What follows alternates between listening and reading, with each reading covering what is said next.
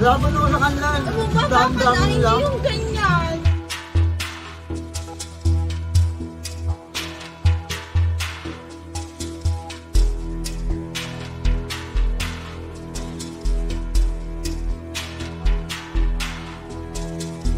Pagkasakay nung lalaki that time, nagpunas-punas siya ng mga sapatos namin. Tapos hihingi na siya ng limos. So hindi kami nagbigay. Tapos nung hindi kami nakapagbigay, pinipilit niya pa rin kami.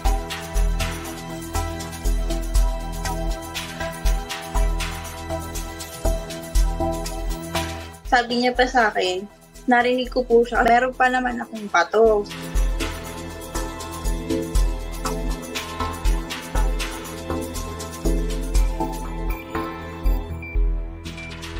Kakuha niya po ng bato, inilagay niya po dun sa side, parang pinakita, inaamba niya na po siyang ibabato kasi wala, di po talaga ako nakapagbigay kahit magkano. Bakit kami ko? Kuya, may bato tong niyo dito.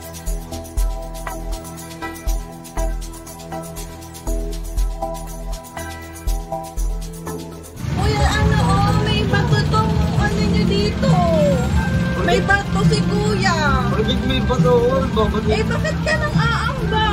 Bakit ka nang binibigyan? Yung boses ko po that time is nanginginig na sa sobrang takot, halo-halong emotion kasi may dalawa pa po akong kids na uuwian sa bahay. Baka in case na baka patuloy na kung may mangyaring sama po. So, nag-record po ako.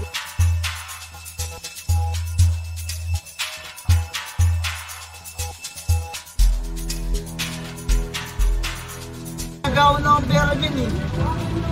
Sino nga agaw sa'yo? Bakit ka na ibato dyan? Maraganda.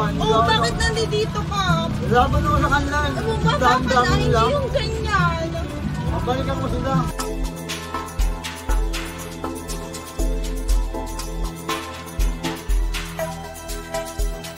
Ikaw naman inaano dyan?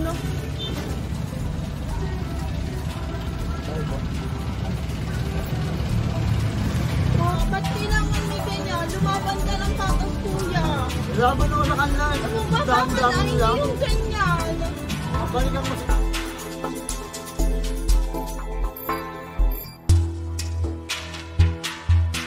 Sa mga commuters lang po katulad ko, iwasan po natin sigurong mag-phone. Although kapag may emergency, pakisagot lang siguro ng phone. Pero yung in case kanwaring nanonood lang ng Facebook or what, pakiingatan na lang din po ng mga kagamitan natin kasi hindi po natin alam ang mga isip ng tao ngayon kung gipet or what. So, ingat na lang po tayo.